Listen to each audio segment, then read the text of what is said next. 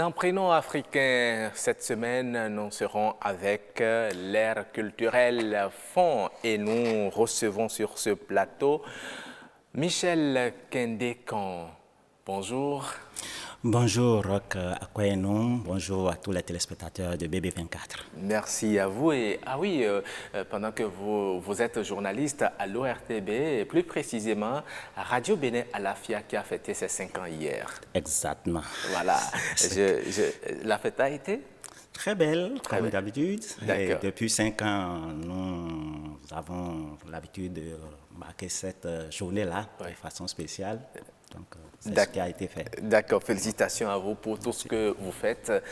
Et aujourd'hui, vous êtes là pour nous parler d'un prénom qu'on donne souvent aux enfants dans l'air culturel Fond, c'est le prénom Tameyon. Oui. Tameyon. Alors, dites-nous déjà, Tameyon, dans quelles conditions peut donner ce prénom à un enfant? Merci, mais il faut déjà dire que les prénoms africains, comme on le sait, proviennent toujours d'une circonstance. C'est une circonstance qui précède la naissance de l'enfant et c'est à travers cette circonstance-là qu'on arrive à lui donner, lui attribuer ce prénom. Tameyon dans l'air culturel, Fond, a priori, ça veut dire juste porteur de la chance. Porteur de la chance. Oui. Tameyon. Tameyon. Ok. C'est parce qu'il est porteur de la chance qu'on a eu tel événement heureux. C'est un événement heureux. Mais de plus en plus... C'est sa naissance qui est l'événement heureux ou bien au moment où il venait au monde, il y a eu un événement heureux qui s'est produit dans la famille? Comme je le disais tout à l'heure, ça peut être l'événement heureux peut précéder sa naissance. Ok, d'accord. De plus en plus au Bénin, par exemple, quand on parle de Tameyon, il y a une commune au Bénin et ce nom-là renvoie à une famille. Quand on dit Tameyon au Bénin, aujourd'hui, c'est d'abord Savalou, on pense à Savalou, puisque la famille Tameyon est plus connue de ce côté-là. Le prénom est devenu nom de famille. Le prénom est devenu nom de famille.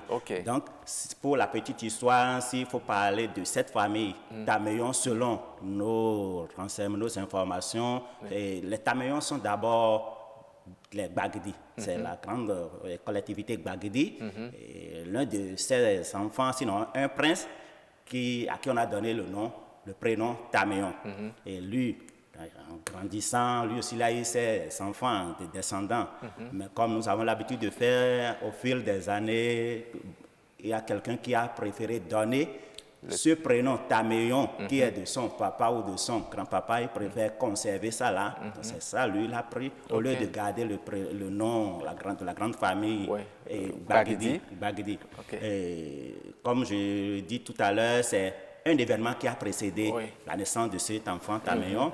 Selon les informations que nous avons reçues de ce côté-là, il paraît que la reine, sinon l'une des épouses de ce prince Gbagdi, devenu et qui a donné naissance à Tameyon. Donc, la première épouse n'a pas du tout conçu. Selon nos sources, la première épouse n'a pas conçu. L'âge évoluant, par le passé, on a l'habitude chez nous, quand même, le prince ne peut pas rester sans procréer.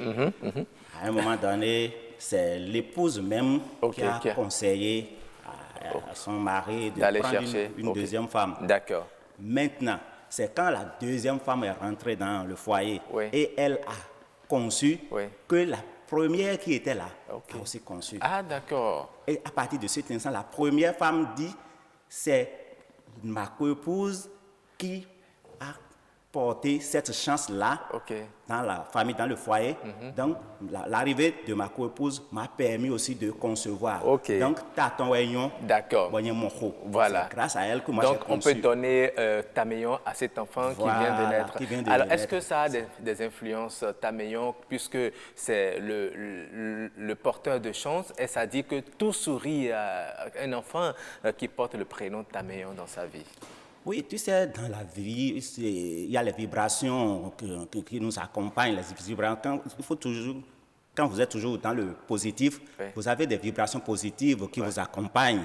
Donc, c'est fort probable que un enfant à qui on a donné ce prénom-là puisse être toujours heureux, chanceux, partout où il passe. À des exceptions près, en principe, ça accompagne, ça suit. Alors, un homme, un garçon peut-il porter ce prénom, Tameyon?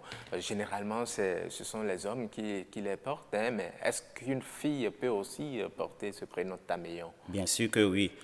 De plus en plus, vous voyez, quand on donne dans notre famille, on dit Maouyon, ou bien Ceci, Sena, c'est tondé, c'est-à-dire c'est les circonstances qui déterminent le choix des prénoms. Le choix des prénoms. D'accord. Mais de plus en plus, ce prénom-là, aujourd'hui, quand on sort de la commune de Savalou, on a aussi les Taméons dans d'autres communes, un peu partout. Peut-être que c'est une syllabe qui est ajoutée ou bien qui est diminuée. Je connais dans une famille à Djohon, là-bas c'est Taillon, au lieu de Taméon, c'est Taillon, c'est le même. Mais c'est toujours la même famille. C'est la même famille. Voilà. Donc, c'est les circonstances qui déterminent les prénoms, et les prénoms deviennent très souvent les noms. Voilà. Merci beaucoup, Michel Kenekan, d'être passé nous donner des explications par rapport à ce prénom de l'ère culturelle fond, Tameyon. Tameyon, c'est le porteur de chance. Voilà. Oui, si vous voulez que votre enfant soit porteur de chance, eh bien, à sa naissance, donnez-lui Tameyon. Eh bien, s'il y a des occasions heureuses qui précèdent l'arrivée de cet enfant également, vous pouvez donner Tameyon à cet enfant également. Absolument. Je crois avoir bien restitué la synthèse. Oui, c'est bien ça. Dans l'Église catholique, les noms qu'on nous donne, les noms de baptême, c'est des noms des gens qui ont porté sur une valeur. Quand on dit Michel, Michel l'Archange, Michel, on dit Matthieu, parce qu'il est collecteur d'impôts. Donc, ce sont ces valeurs-là qu'on essaie de perpétuer. Ça me permet de dire bonjour à Mathieu, mon opérateur de prise de vue. C'est lui le cadreur aujourd'hui sur cette émission, Mathieu Sokenou. C'est sûr qu'il doit aimer un peu l'argent parce que les Mathieu sont des collecteurs d'impôts. En tout cas, je vais en prendre un peu chez lui tout à l'heure. Merci beaucoup, Michel Kenekan. Vous restez avec moi. Nous allons voir une image, celle que nous a proposée les chefs d'édition du jour.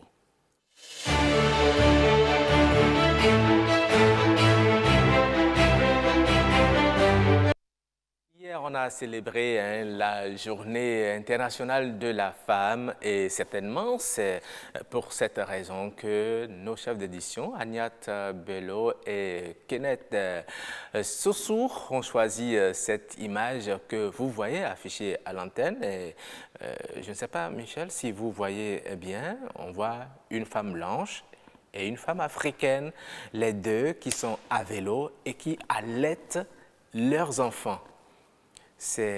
Comment interprétez-vous ces images?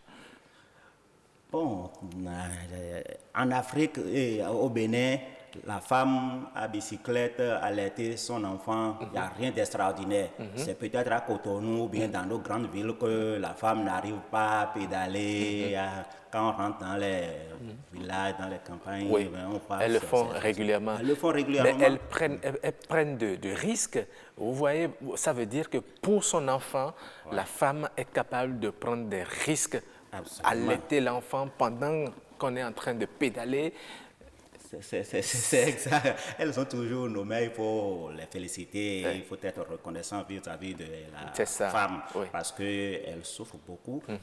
Déjà, donner la vie, ce n'est pas chose facile. C'est pas facile. Concevoir, garder la grossesse pendant 9 mois après l'accouchement. Déjà, l'étape de l'accouchement, c'est ce que vous êtes père de famille. Si vous avez déjà assisté une fois à votre femme en travail, peut-être aller jusqu'à la table d'accouchement. Ah oui, c'est vous qui êtes stressé. Oui, c'est stressé. C'est pas facile. Et elles font ça. Maintenant, allaiter l'enfant et aller chercher de l'eau peut-être très loin, à la fontaine, et maintenant à bicyclette.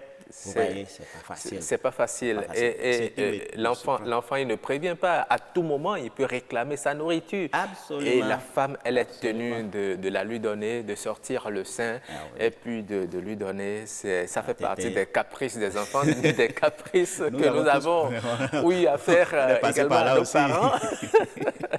Ce qui me prend, c'est la blanche, l'européenne. Je ne sais pas si ça, je ne connais pas trop leur culture, leur civilisation. La femme européenne allaiter un enfant, c'est rare. C'est rare.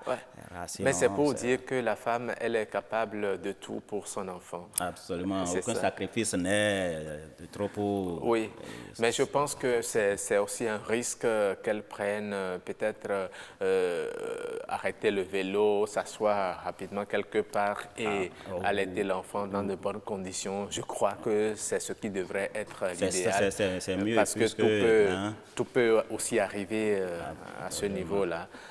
Lorsque vous n'êtes pas dans le confort pour allaiter un enfant, c'est pas aussi bien. Il suffit que l'enfant prenne le lait de travers et puis voici d'autres problèmes. D'accord. On va leur conseiller de s'arrêter. C'est ça. Il faut le... Exactement. Oui. Merci beaucoup, Michel Kenékon. Je vais vous libérer. Je vais vous libérer et vous souhaiter une très bonne journée. C'est moi, merci. Pareil à vous. Merci beaucoup. Vous passez ici.